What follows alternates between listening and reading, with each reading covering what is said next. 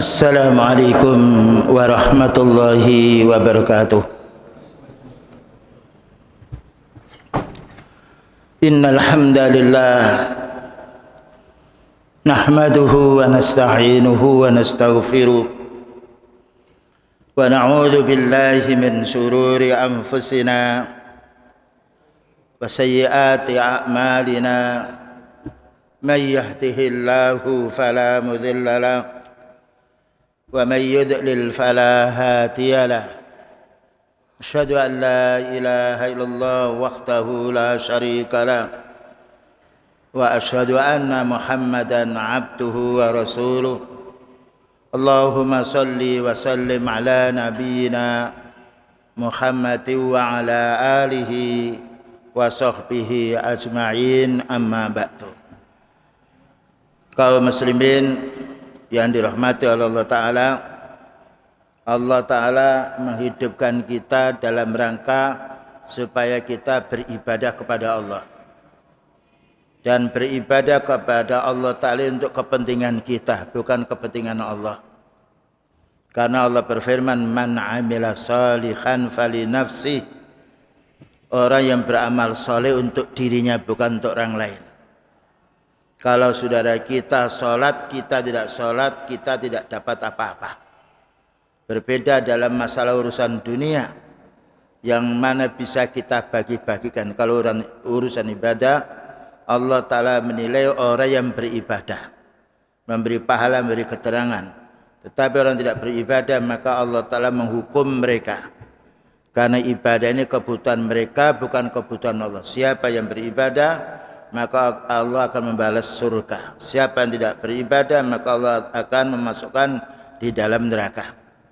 Di antara hal kewajiban kita kaum muslimin yaitu salatul jamaati wal imamah, salat berjamaah bersama imam.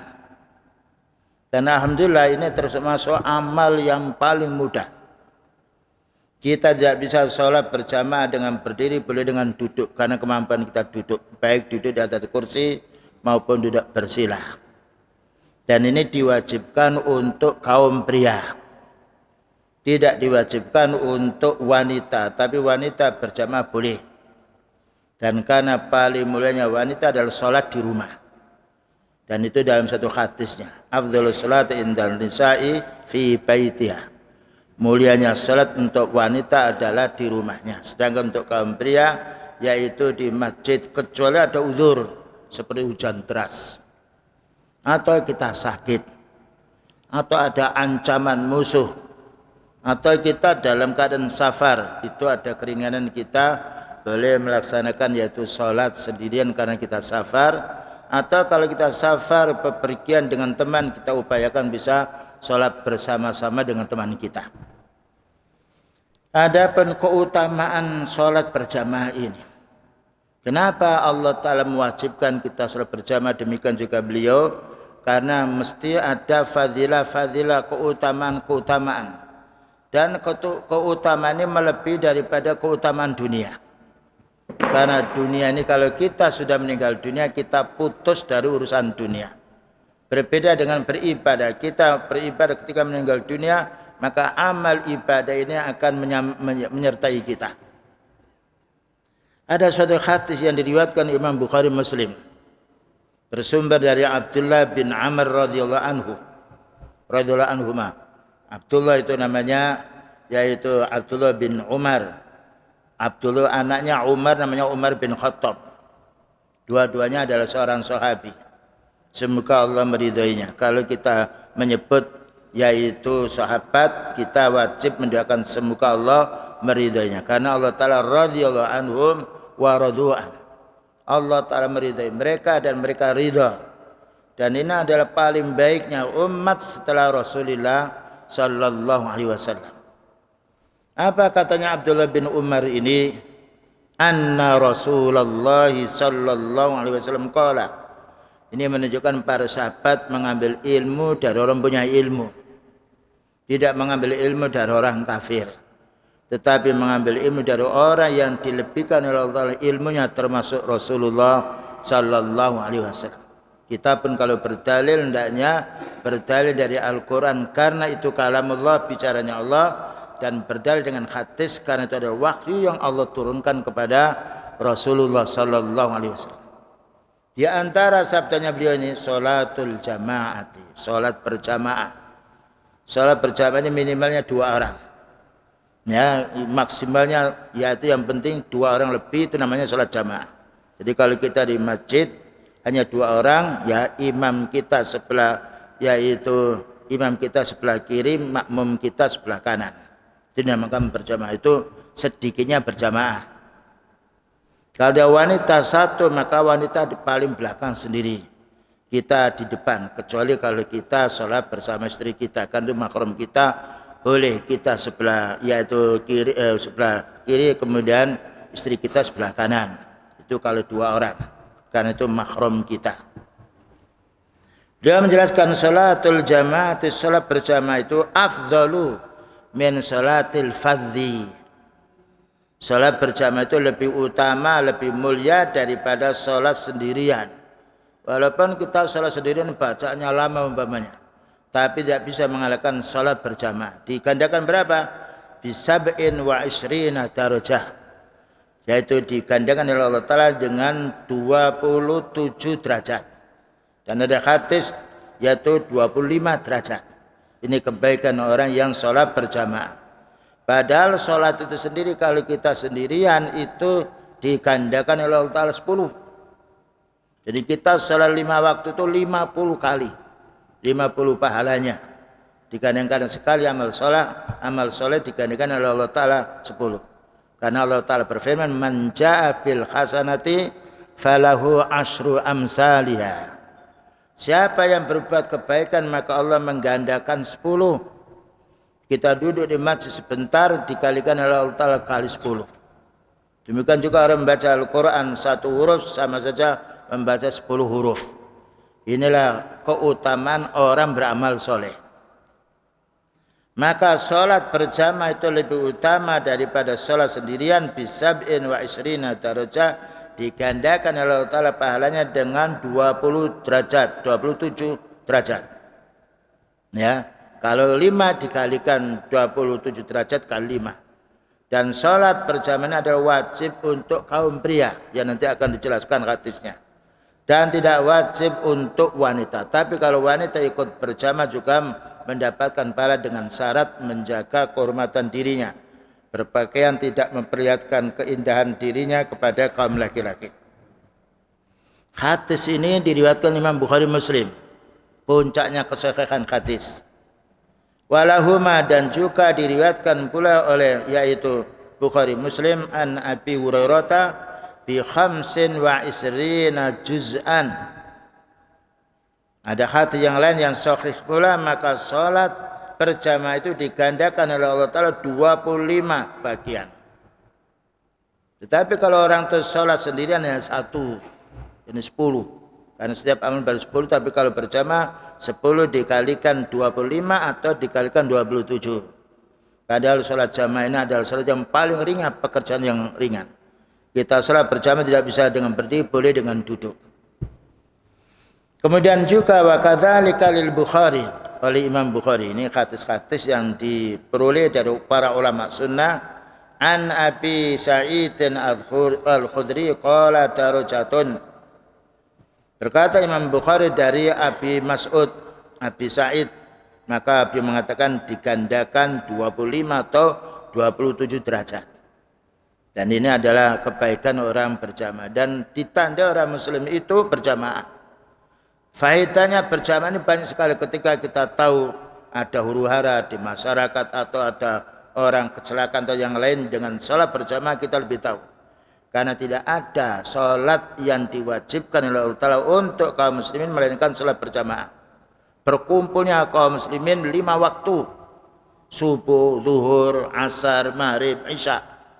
Nah ini perlunya kita berjamaah. Jangan hanya kita sendiri, bagaimana kita bisa mengajak anak-anak kita. Sedangkan istri kita atau putri kita paling baiknya sholat di rumah. Sedangkan anak-anak kita perlu kita latih dan perlu kita ajak dengan orang tuanya supaya sholat yaitu berjamaah di masjid. Karena kita mengajak ini pahalanya banyak. Dalam satu hadis, man dalla ala khairin falahu mislu ajri fa'ili. Barang siapa yang mengajak kebaikan, dia akan mendapatkan pahala semisal pelakunya.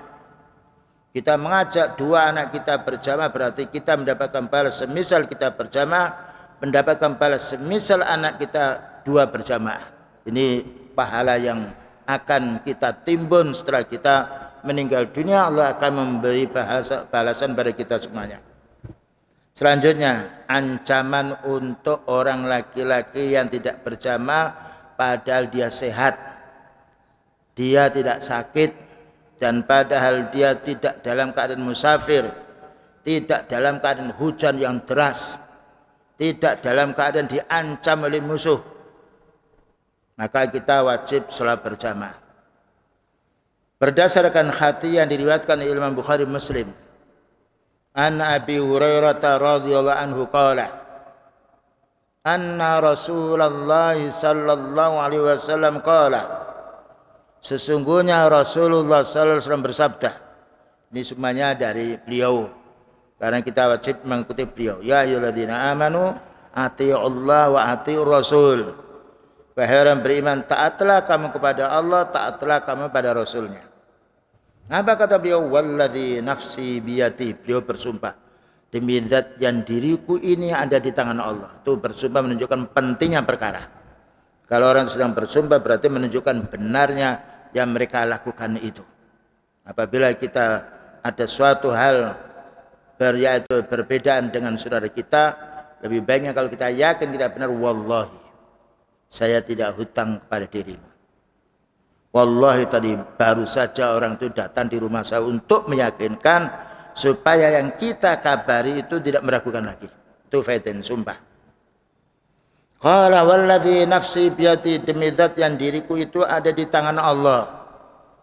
Laqad hamamtu, hampir-hampir saja saya berkeinginan, an amura bi khatabin, akan menyuruh orang untuk mencari kayu bakar. Jadi beliau itu hampir-hampir saja menyuruh orang untuk mencari kayu bakar. Fayuqtatabu, kemudian dari hutan itu dibawanya ke rumah. Summa amuru bis salati, kemudian saya akan menyuruh orang untuk salat. Maknanya salat itu ditandai dengan adzan. Saya akan menyuruh orang itu untuk adzan, untuk pemberitahuan salat. Fayu'adzanu laha, maka diadzani untuk salat. Karena adzan itu mengajak kita salat. Hayya 'alas shalah, ayo kita salat. Hayya 'alal falah, mari kita menuju kepada kebahagiaan. Itu diulang dua kali, kecuali dalam keadaan qomat sekali. Karena sudah waktu qiyam, sudah waktu tegaknya salat.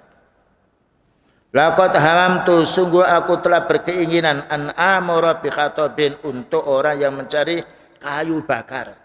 Kayu bakar pada zaman dulu dicarinya di hutan-hutan, di padang pasir. Fayuqtatabu, kemudian dibawa kayu bakar itu ke rumah. Summa amura bis salati, kemudian saya menyuruh agar orang muslim itu salat. Fayu'adzana laha, kemudian yaitu diadzani, karena salat itu awalnya seadzan. Adzan itu manggil. Hayya 'alas shalah, mari kita salat. Summa amura rajulan, kemudian saya akan memerintah orang laki-laki, faya ummun nasa, agar mengimami manusia. Ya, jadi beliau ketika ada hal-hal yang melihat ada orang yang terlambat sholatnya atau datang yaitu belakangan, maka beliau mengatakan, hampir saja saya ini akan cari kayu bakar, maka aku akan bakar rumah-rumah orang yang tidak mau sholat. Yang tidak mau sholat itu ada orang laki-laki yang kuat, yang tidak ada udzur, tidak sakit, dan juga tidak ada rasa yang mengancam dirinya. Summa ukhalifu ila rijalin, kemudian saya akan mencari orang-orang di rumah itu, la yasyaduna as-salata, yang tidak mau menghadiri salat berjamaah. Ya, tidak menghadiri salat jamaah. Fa ukharriqu alaihim buyutahum, akan aku bakar rumah-rumah mereka ini. Ini menunjukkan bahwasanya wajibnya salat berjamaah ketika tidak ada udzur bagi kita. Udzur itu diantaranya safar. Kalau kita dalam keadaan safar, pergi jauh, naik mobil, yang lain tidak mungkin kita akan turun pada waktu kita sedang mendengarkan adzan, kita dapat keringanan. Atau orang itu sakit, atau keluarganya yang sakit yang perlu kita tunggu, maka ini mendapatkan udzur. Karena yaitu kita menunggu orang-orang yang sakit. Fa ukharriqu 'alaihim buyutahum, maka aku akan bakar rumah mereka ini. Walladzi nafsi biyadi, ini yang nomor 2. Demi zat yang diriku ada di tangan Allah, yang nomor 2. Lau ya'lamu ahadukum, seandainya salah satu di antara kamu itu mengerti, annahu yajidu arqan saminan, bahwa orang yang sholat berjamaah itu seandainya diwujudkan dia akan mendapatkan daging yang gemuk, sampil sapi atau sampil yaitu kambing yang gemuk, au mirmanataini, atau yaitu 2 betisnya, 2 tekliknya atau kikilnya yang gemuk, hasanatan yang banyak dagingnya, la syahidal asya, tentu mereka akan hadir pada waktu sholat isya itu. Jadi kesimpulannya, seandainya ada pengumuman nanti sholat berjamaah akan dapat sampil dari kambing, maka tentu mereka akan hadir semuanya. Dan ini kritikan terhadap orang munafik yang enggan untuk sholat berjamaah. Makanya beliau mengatakan asqalus sholati alal munafikina, paling berat sholat untuk sholat isya dan juga sholat subuh adalah untuk orang munafik. Seandainya mereka mengerti sholat isya itu pahalanya seperti sholat setengah malam, sholat subuh berjamaah pahalanya seperti sholat 1 malam suntuk, tentu mereka akan datang di tempat sholat itu walau habwan, walaupun mereka dalam keadaan merangkak. Ini juga untuk kita, dan kita dimudahkan oleh Allah Ta'ala ya mendapatkan masjid yang cukup luas dan juga kita dekat dengan masjid. Maka upayakan apabila kita tidak ada udzur, tidak sakit, tidak hujan yang deras, atau mungkin hujan kita bisa bawa payung, maka lebih utama. Karena orang beramal soleh, sholat itu untuk dirinya. Karena kita tidak bisa mewakilkan ibadah kepada orang lain. Karena Allah berfirman, man amila shalihan fali nafsi, orang yang beramal soleh itu untuk dirinya. Hadis ini diriwayatkan Imam Bukhari. Jadi kesimpulan dalam hadis ini dapat kita ambil kesimpulan pertama, wajibnya kaum pria sholat berjamaah apabila dia tidak sakit, apabila tidak dalam keadaan uzur dia safar, apabila tidak diancam dengan binatang-binatang yang buas. Ini wajibnya. Yang nomor 2, hukuman atau hukuman Rasulullah SAW bagi orang yaitu tidak berjamaah, maka akan dibakar rumah-rumah itu. Tapi ketika beliau menjumpai para sahabatnya mendengar satu hadis ini, beliau segera untuk datang di masjid sehingga beliau tidak sampai membakar rumah orang. Dibakarnya rumah menunjukkan wajibnya sholat itu. Karena sholat ini kebutuhan kita, bukan kebutuhan Allah, bukan kebutuhan yang lainnya. Karena man amila shalihan fali nafsi wa man asa'a fa'aliyah. Selanjutnya, wa anhu, dan bersumber dari Ibnu Mas'ud radhiyallahu anhu, qala Rasulullah sallallahu alaihi wasallam, berkata Rasulullah sallallahu alaihi wasallam, asqalus salati, paling beratnya salat. Ya, jangan sampai kita merasa berat salat. Asqalus salati 'alal munafiqina, paling beratnya salat untuk orang munafik salatul isya'i, salat isya. Wa salatul fajri, dan salat fajar. Karena kita salat isya ini mendapatkan yaitu separuh dari malam kita. Salat fajar berjamaah mendapatkan yaitu pahala seperti semalam suntuk. Makanya orang munafik merasa berat salat 2 waktu ini, salatul isya dan juga salatul fajri. Salat isya ini maknanya setelah salat maghrib, kalau sudah tenggelam mega merah kita baru salat isya. Kemudian salat fajar. Salat fajar ini lebih berat lagi karena kita sudah tidur, dan kita untuk bangun dari tidur untuk sholat itu biasanya berat, terutama untuk orang munafik. Karena itu kita harus yaitu menjauhkan diri, kita harus memerangi hawa nafsu kita supaya kita ini bisa sholat. Karena kalau kita masih mengantuk, kita bangun mandi, wudhu, sholat, kita tidak mengantuk lagi. Dan itu bisa kita buktikan. Beliau mengatakan, walau ya'lamuna ma fihima, seandainya orang-orang munafik ini tahu orang sholat isya mendapatkan daging kambing atau daging sapi atau daging unta Dan seandainya orang salat subuh itu mendapatkan pahala yang yang banyak, la atauhuma walau habwan, mesti mereka akan datang ke salat isya ini dan salat subuh dengan merangkak. Ini beratnya orang munafik. Orang munafik itu mau beramal soleh kalau ada keuntungan dunia. Padahal keuntungan dunia ini dibandingkan keuntungan akhirat tidak ada apa-apanya. Kalau orang itu meninggal dunia tidak bisa memanfaatkan dunia. Kalau orang itu beramal ibadah walaupun dia meninggal dunia, maka amal itu akan menyertai orang beribadah. Idza matal insanu in qata amaluh. Apabila orang itu sudah mati, putus amalnya illa min salasin, kecuali 3 perkara. Shadaqatin jariyah. Sedekah yang mengalir. Ini bagi orang yang mampu untuk bersedekah. Aw ilmin yuntafa'u bihi. Atau ilmu yang bermanfaat adalah ilmu din. Awalatin salihin yad'ula, atau kita punya anak saleh yang mendoakannya. Ini yang akan kita peroleh ketika meninggal dunia. 3 perkara ini, karena 3 perkara ini termasuk usaha kita. Mengeluarkan sedekah, zakat itu duit kita. Mendidik anak yang saleh itu usaha kita. Anak itu menjadi saleh pun juga menjadi sebab usahanya orang tua. Itulah faedahnya. Kita perlu bersabar ketika kita menjalankan yang wajib dan juga meninggalkan yang haram. Nah, selanjutnya. Wa anhu wa an ibni Mas'udin qala atan nabiyya sallallahu alaihi wasallam rajulun a'ma. Datang kepada Rasulullah sallallahu alaihi wasallam orang laki-laki yang buta. Buta. Tapi bisa mendengar. Cuma buta. Kalau buta dengan yaitu tuli, yaitu repot, harus ada orang mengantarkan dia. Ini buta. Tapi dia mendengar suara. Dengan mendengar suara yaitu adzan, mungkin dia bisa mencari. Karena Allah Ta'ala memberi keistimewaan orang-orang buta. Sudah bayangkan orang buta, dia pakai perasaan, jalannya benar.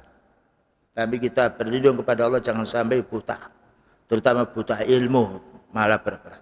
Tapi kalau buta mata, kebanyakan orang buta mata dia jauh dari dosanya mata. Karena tidak bisa melihat sesuatu yang mengganggu jiwanya. Tapi kita memohon pada Allah Ta'ala supaya kita menjadi orang melihat dan bisa bermanfaat mata kita untuk beribadah. Faqala ya Rasulullah, berkata orang laki-laki yang buta ini, wahai Rasulullah sallallahu alaihi wasallam, innahu laisa li qa'itun yaquduni ilal masjid. Begini wahai Nabi, saya ini buta. Tidak ada orang yang menemani saya pergi ke masjid. Tidak ada orang mendampingi saya, menuntun saya pergi ke masjid. Apalagi tempat itu ada air, lembah. Maka akan berbahaya bagi orang buta itu. Maka mengajukan yaitu alasannya orang buta ini, wahai Nabi, saya ini orang buta tapi tidak ada yang menuntun, yang barengi saya, menemani saya pergi ke masjid. Yaquduni ilal masjid. Farakhasalahu, maka beliau memberi keringanan orang buta ini untuk sholat di rumah. Nah, selagi hanya buta tapi telinganya masih mendengar. Tapi kalau sudah buta tuli, maka itu dapat keringanan karena dia tidak mendengarkan azan. Falamma walla, maka tatkala orang yang buta ini mendapatkan kabar beliau diringankan untuk sholat tidak sholat berjamaah, berpalinglah, pulang. Fada'ahu, maka beliau manggilnya. Faqala, maka menanya beliau, hal tasma'un nida'a lis-shalah? Benar kamu buta, apakah kamu mendengar panggilan azan untuk salat? Karena satu-satu orang buta, telinga ini bisa mencari tempat. Nah, dan itulah yaitu rahmat Allah Ta'ala untuk orang buta. Bahkan orang buta ini kalau beriman, dia tidak banyak dosanya karena tidak pernah melihat maksiat. Tidak bisa melihat wanita yang cantik, tidak bisa melihat video, tidak bisa melihat YouTube, tidak bisa melihat televisi yang lainnya. Ini kalau itu orang beriman, berarti banyak pahalanya dia. Hal tasma'un nida'a fi salat? Apakah kamu orang yang buta ini mendengar panggilan azan untuk salat? Jawabnya qala na'am. Iya wahai Nabi, kalau saya mendengar. Apa kata beliau? Faqala fa'ajib, datangi. Subhanallah, buta ini disuruh mendatangi karena kita lihat sering kita menjumpai orang yang sifatnya pakai tekan ya kayu ke sana kemari pergi, bahkan juga sampai dia itu mendengar mobil. Dan ada karena Allah Ta'ala memberi keistimewaan sendiri, bisa menyetop mobil di jalan, dan itu pernah kita saksikan pula. Jadi masih jauh Allah Ta'ala beri hidayah, tongkatnya diataskan dan dia bisa masuk di mobil itu dengan pertolongan yaitu kondekturnya. Inilah yaitu bagaimana dengan kita yang masih bisa melihat. Maka upayakan kenikmatan mata ini bisa kita untuk membaca Al-Quran, bisa juga membaca kitabnya Allah, bisa kita yaitu bisa mengajar dan juga bisa beramal soleh. Tetapi mata ini harus kita jaga, jangan sampai kita melihat yang diharamkan oleh Allah. Karena kalau melihat dosa itu nanti teringat, ketika mau beramal soleh teringat dosa, sehingga dengan dosa itu akan menghapus amal kita yang baik. Inilah kesalahan kita. Karena itu perlu kita hendaknya kita memejamkan mata kita, ya, dan juga hendaknya kita tidak mengumbar mata kita melihat yang diharamkan oleh Allah. Ini pentingnya kita sholat berjamaah. Yang dapat kita ambil kesimpulan dari hadis ini, orang itu buta dan juga ingin menuju ke masjid, maka Allah Ta'ala mewajibkan dia bagaimana kita dengan bisa melihat. Apalagi masjid itu jauh, kita punya kendaraan, nikmat sekali. Dengan perjalanan itu Allah akan menulis pahalanya, bepergiannya sampai kepulangannya pula. Selanjutnya, wa an Ibnu Abbas radhiyallahu anhuma, bersumber dari Ibnu Abbas, anak pamannya Rasulullah sallallahu alaihi wasallam. Anin Nabi sallallahu alaihi wasallam, dari Nabi sallallahu alaihi wasallam. Qala annahu man sami'an nidaa, barang siapa mendengarkan azan, falam ya'ti, lalu dia tidak mau datang ke tempat azan itu, tidak mau datang ke masjid, fala sholata, tidak sah salatnya, illa min udhrin, kecuali dalam keadaan uzur. Yang dimaksudkan uzur ini mungkin dia sakit, yang tidak bisa pergi ke masjid, atau hujan deras, ya, yang dia terhalang, atau juga ada keluarga yang sakit yang perlu ditunggu, makanya termasuk uzur-uzur. Atau pula diancam oleh ada banyak binatang-binatang yang buas atau ular yang berbisa yang lainnya, ketika mereka melewati waktu malam dikhawatirkan, karena itu boleh dia sholat di rumah. Ini uzur-uzurnya orang sifatnya tidak sholat berjamaah karena ada hal tentu yang menghalangi si dia. Dan hadis ini diriwayatkan oleh Ibnu Majah dan juga oleh Daruqutni dan juga Ibnu Hibban dan juga Al-Hakim banyak sekali, dan juga sanadnya menurut persyaratan Imam Muslim, maknanya bisa diterima. Selanjutnya, wa an Yazid bin Al-Aswad, bersumber dari Yazid bin Al-Aswad, seorang sahabat yang mulia, annahu shalla ma'a Rasulillah sallallahu alaihi wasallam salat subhi. Yazid bin Al-Aswad ini seorang sahabat ini salat bersama Rasulullah sallallahu alaihi wasallam, imamnya adalah beliau. Ini menunjukkan anjuran kita kaum muslimin salat di masjid kecuali wanita. Karena wanita khususnya salatnya di rumah lebih baik daripada di masjid. Karena kadang-kala ramai dan juga kadang-kala yaitu membuka aurat. Padahal kalau kita jumpa pada zaman sekarang ini, yang banyak menuju ke masjid justru wanita. Yang agak sepi yang di masjid itu kadang-kala laki-laki ini keliru.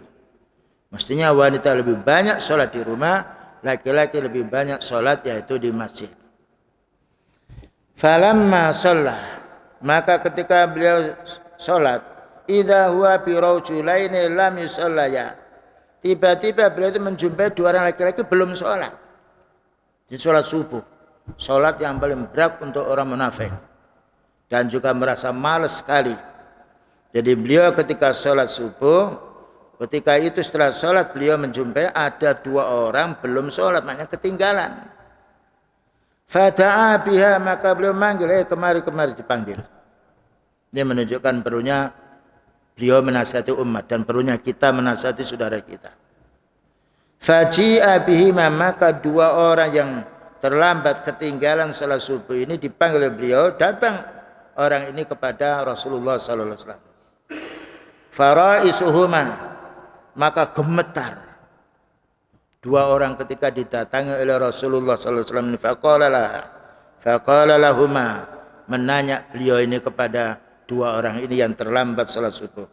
Ma mana'akuma an tusalliya ma'ana? Mengapa kamu enggan salat berjamaah dengan saya? Mengapa kamu enggan salat berjamaah dengan kami, maknanya dengan Rasulullah sallallahu alaihi wasallam? Ini dua orang tadi ditanya oleh beliau. Qala qad shallaina fi rikhalina. Begini wahai Nabi, kami berdua ini sudah salat di kendaraan kami atau mungkin di rumah kami, karena rakhilah itu tempat, yaitu perlindungan, tempat kendaraan pula. Faqala fala taf'ala, maka beliau menasihat, jangan. Ketika kamu dengar azan dan tidak ada satu halangan, salatlah kamu di masjid. Fala taf'ala idza sallaituma fi rikhalikum. Jangan kamu berbuat seperti itu kalau kamu sholat di atas kendaraanmu. Ini menunjukkan kalau kita punya kendaraan. Kendaraan dulu itu lain dengan kendaraan sekarang. Kendaraan sekarang sepeda motor, mobil. Kendaraan dulu itu onta dan kadang kalau pula jauh dari perkampungan. Maka apa kata beliau? Shallaituma fi rikhalikum. Maka jangan kamu sholat di kendaraanmu. Summa atraktumul imamah. Jika kamu jumpai imam dalam keadaan sholat, falam yusalli, sedangkan kamu belum sholat, fasallaya ma'ahu, maka sholatlah bersama imam. Jadi maknanya kita datang, ya, sudah sholat maghrib, ternyata imam itu belum sholat maghrib, maka kita sholat maghrib kita dua kali. Pertama kita hukumi sebagai sholat sunnah, yang nomor dua kita hukumi sebagai sholat wajib. Jadi apabila kita menjumpai jamaah kok terlambat, padahal kita tidak tahu kalau itu belum sholat, kita sholat sendiri, maka ketika kita menjumpai jamaah kita wajib mengulang kembali dan kita mendapatkan pahala sholat pertamanya karena itu dinilai sunnah, sholat keduanya dinilai oleh Allah Ta'ala sholat wajib. Ya, ini bolehnya mengulang sholat. Kalau kita sholat sudah sendirian, ternyata nanti imam itu datang belakangan, kita hendaknya mengikuti, dan ini termasuk sunnahnya Rasulullah sallallahu alaihi wasallam. Fa innaha lakum nafilah, maka salatmu yang pertama yang kamu nilai wajib itu hukumnya menjadi salat sunnah. Jadi umpamanya kita sudah salat zuhur, ya, dikira karena sepi masjid itu kita salat zuhur. Ternyata kita salat zuhur itu ada qomat. Nah, kita upayakan bisa salat bersama sedia sehingga salat kita yang pertama yang wajib itu berubah menjadi sunnah, dan salat kita bersama imam berubah menjadi wajib, dan itu pahalanya dua. Pahala kita mengamalkan salat sunnah, ya, yaitu yang wajib tadi. Pahala kedua kita mengikuti imam, dan salat mengikuti imam ini pahalanya minimalnya 27 derajat atau 25 derajat. Itu keutamaan salat berjamaah. Dan itu berkumpulnya kaum muslimin. Kalau ada suatu huru-hara yang lain, setiap 5 waktu kita datang di masjid, maka kita akan bisa membantu saudara kita, baik itu ada kecelakaan atau kebakaran atau yang lainnya. Inilah faedah manfaatnya salat berjamaah. Selanjutnya, fa innaha lakum nafilah, maka salatmu yang pertama yang kamu salat sendirian, yang kamu nilai salat wajib itu nafilah, sedangkan salatmu bersama jamaah itu adalah salat wajib. Selanjutnya, wa an Abi Hurairah radhiyallahu anhu qala Rasulullah sallallahu alaihi wasallam, Rasulullah sallallahu alaihi wasallam bersabda, innama ju'ilal imamu liyutamma bi. Sesungguhnya imam itu dijadikan panutan untuk makmum. Nah, ini kaidah. Innama ju'ilal imamu liyutamma bi. Sesungguhnya imam itu dijadikan panutan untuk makmumnya. Artinya begini. Kalau kita datang terlambat, kemudian imam sudah ruku', maka kita bisa menjumpai rukuknya, maka kita hendaknya takbiratul ihram, takbir untuk rukuk. Tidak boleh kita menunggu sampai dia bangun. Karena innama ju'ilal imam liyutamma bi. Kalau imam ini sedang duduk tahiyat awal, kita baru datang, kita bertakbir, takbir ihram, bertakbir untuk duduk. Tapi kita tidak mendapatkan rakaatnya. Kapan kita mendapatkan rakaatnya? Kalau kita sedang sholat, kemudian terlambat, imam kita menjumpai imam itu rukuk, kita bisa rukuk bersama mendapatkan satu rakaat. Ini harus kita fahami.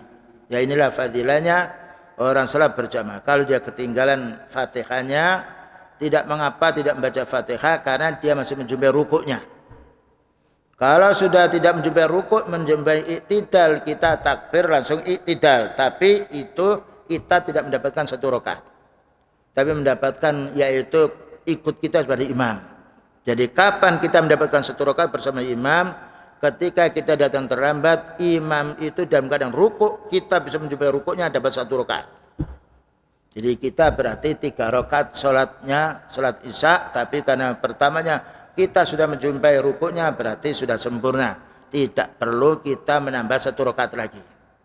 Namun kalau kita terlambat datang imam dalam keadaan sudah iktidal, bangun dari rukuk, berarti kita harus menambahi.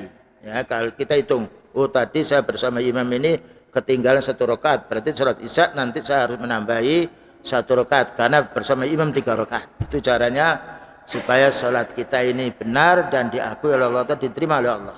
Selanjutnya, wa idza kabbara fakabbiru. Kalau imam itu bertakbir baru kita takbir, tidak boleh kita bersamaan. Ya, karena barang siapa yang dia mendahului yaitu mendahului imam maka dia berdosa. Fa idza kabbara, jika imam sudah bertakbir fakabbiru. Tidak boleh menyamai. Ketika sudah kita baru bertakbir.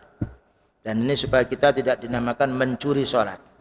Kalau kita mendahului imam berarti kita mencuri sholat. Istilah mencuri. Wala tukabbiru hatta yukabbira. Jangan kamu bertakbir sehingga imam itu bertakbir dulu. Makanya kalau jamaknya itu banyak sekali perlu adanya mikrofon. Dan imam itu suaranya harus keras. Ya. Tidak boleh jadi imam kalau suaranya lirih. Karena supaya didengarkan oleh orang di belakang. Dan dianjurkan kita punya speaker apabila jamaknya banyak sekali. Tapi kalau jamak sedikit cukup kita meraskan suara kita. Sehingga didengar oleh orang di belakang maupun di depan. Ini adab kita ketika sholat. Wa idza raka'a farka'u. Maka apabila imam sudah rukuk, sempurna rukuknya, baru kita rukuk. Tidak boleh kita menyamai. Barengi rukuk tidak boleh. Tapi ketika sudah rukuk, maka kita baru rukuk. Dan upayakan imam ini rukuknya tidak terlalu cepat sehingga bisa ditiru, bisa dinanti oleh makmumnya. Wala tarka'u hatta yarka'a. Diperkuat lagi. Jangan kamu rukuk sehingga dia rukuk dulu. Tidak boleh kita menyamai. Ini adab kita sholat berjamaah. InsyaAllah kita karena sudah sering berjamaah, maka kita bisa mengikuti imam. Dan apabila kita menjumpai salah satu jamaah yang mendahului, lebih baiknya kita menasihati. Mungkin orang itu baru datang, ya, mau menjumpai, tidak pernah sholat berjamaah, sehingga dia keliru, maka perlu kita menasihati. Tidak boleh membarengi. Tapi kita setelah dia rukuk sempurna, baru kita rukuk. Ketika dia sudah sujud sempurna, baru kita ambruk menuju ke tempat sujud. Wa idza qala sami'allahu liman hamidah. Maka apabila imam ini sudah membaca sami Allah Ta'ala Maha mendengar bagi orang memujinya, faqulu Rabbana lakal hamdu, atau Allahumma Rabbana walakal hamdu. Ini untuk sholat berjamaah. Tapi kalau kita sholat yaitu munfarid, ya apabila kita membaca sami Allah liman hamidah, Rabbana lakal hamdu, wajib dijawab Rabbana lakal hamdu, kita menjawab. Fa'idha sajata, maka apabila kita sujud, imam sujud, fasjudu, ikutan sujud. Jangan sampai kita sudah sujud, kita masih duduk, tidak boleh. Dan kalau perlu kita menjumpai demikian tetangga kita, maka kita wajib menaklukkan dia, sujud dengan tangan tanpa bicara. Ketika dia rukuk, yang lain yaitu rukuk belum bangun padahal imam sudah sujud, maka kita boleh yaitu memakan tangannya untuk dibangunkan si dia. Karena setan ini ketika kita sholat, udhkur kada wa kada. Ya, ingat kadang-kadang kalau kita sholat, ada tetangga kita kukar-kukur, melihat kukunya, melihat sakunya. Ini adalah godaan syaitan.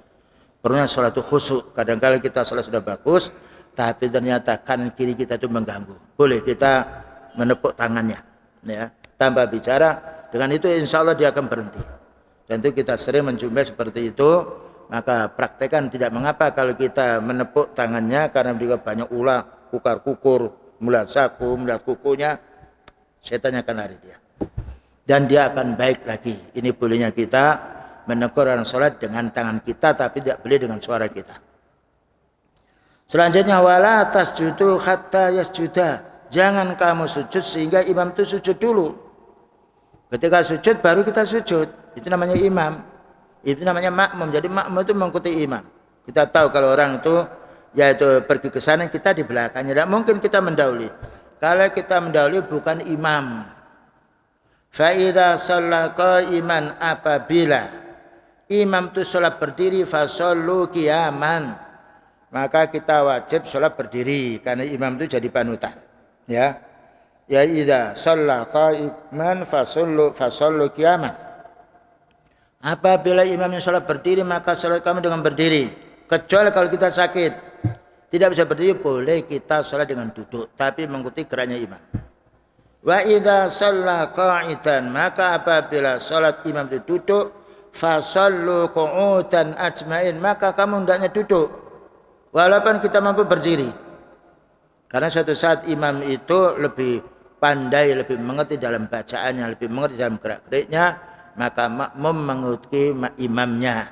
Ya, fa idza shallu qu'udan fa shallu ajmain, fa idza fa shallu qu'udan ajmain. Apabila imam itu sholat dalam keadaan duduk, maka kita sholat dalam keadaan duduk semuanya. Karena kita harus mengikuti geraknya imam. Hadis ini diriwayatkan oleh Abu Dawud dan juga lafadznya dan aslinya adalah dari Sahih Bukhari Muslim. Saya tambah satu lagi. Wa Nabi Sa'idin Al-Khudri anna Rasulullah sallallahu alaihi wasallam ra'a fi ashabihi ta'akhuran. Dia itu melihat sahabatnya di belakang dia, terlambat datang di depan. Apa katanya? Faqala taqaddamu, ayo maju.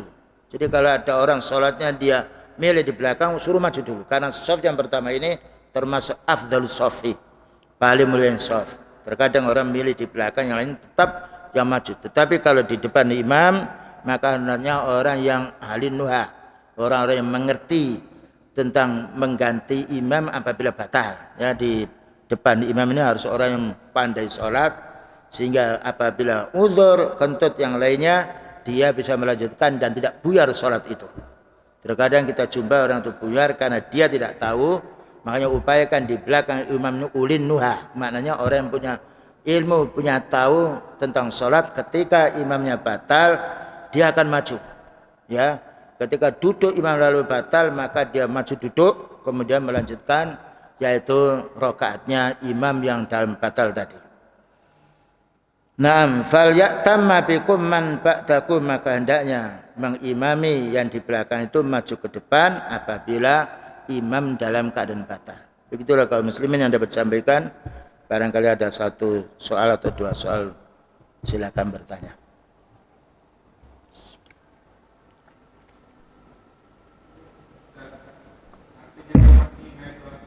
Tomat ini tenang, jadi tidak kukar-kukur. Imam Malik, Imam Syafi'i mengatakan kalau sampai 3 kali kukar-kukur, mungkin melihat sakunya.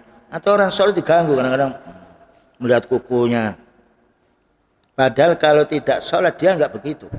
Kalau sudah sholat diam-diam, itu menunjukkan setan ini kalau kita dalam keadaan sholat itu mengganggu kita. Udhkur kada wa kada.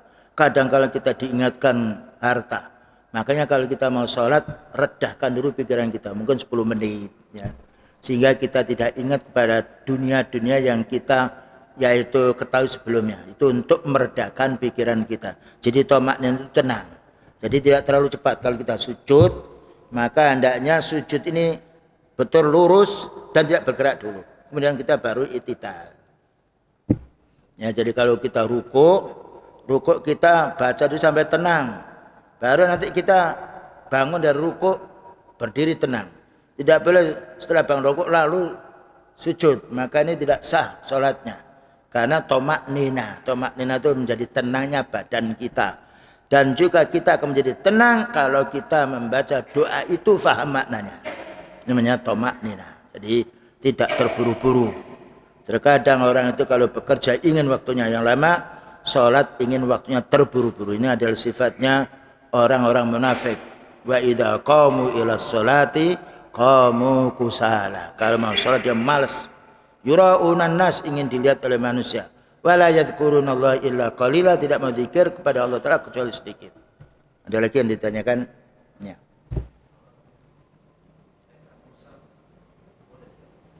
Sebaiknya tidak memegang mushaf. Ketika waktu itu sholat tarawih yang lain lebih baik tidak memegang, yaitu mencari hafalan-hafalan sudah ada. Ya banyak dari yaitu para imam ya di depannya mushaf yang besar.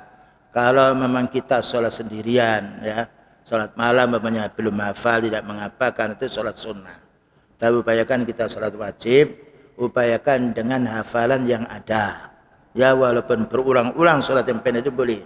Itu lebih baik, padahal ada juga ulama yang mengatakan boleh, tapi karena dia akan melihat dan juga mungkin akan bergerak membuka ya, ini kadang-kala keliru, bukanya kedua kali membuka lagi itu gerak yang sifatnya kurang sempurna ke sholat kita, walaupun sebagian ulama mengatakan sah, tapi sebaiknya faqra'u ma tayassara minal Qur'an. Kalau kamu sholat bacalah ayat-ayat yang sekiranya kamu hafal, itu dalilnya. Faqra'u ma tayassara minal Qur'an. Bacalah ayat-ayat yang sekiranya kamu hafal. Makanya kita ini perlu menghafalkan Qisar Suwad, termasuk juz amma atau juz yang lainnya. Padahal kalau kita mau memahami membaca Al-Quran, menghafal Quran itu lebih mudah. Karena itu kalamullah. Tetapi kadang-kadang kita sibuk dengan urusan dunia. Maka upayakan ada waktu tertentu untuk kita memurojaah. Kalau kita sudah hafal kalau 4 hari maka 5 hari tidak dihafal lupa. Tapi kalau mengulangi lagi insya Allah ingat. Ya itulah, yaitu makanya beliau mengatakan bahwa Quran itu mudah dihafal, tapi kadang-kala luput, ya hilang dari hafalan kita karena kita lupa atau ingat sesuatu yang lain. Dan paling bagus kalau kita mengimami itu mengingat ayat-ayat artinya yang ada, sehingga ada hubungan bersambung satu sama lainnya. Wallahu a'lam bishawab. Yang lain.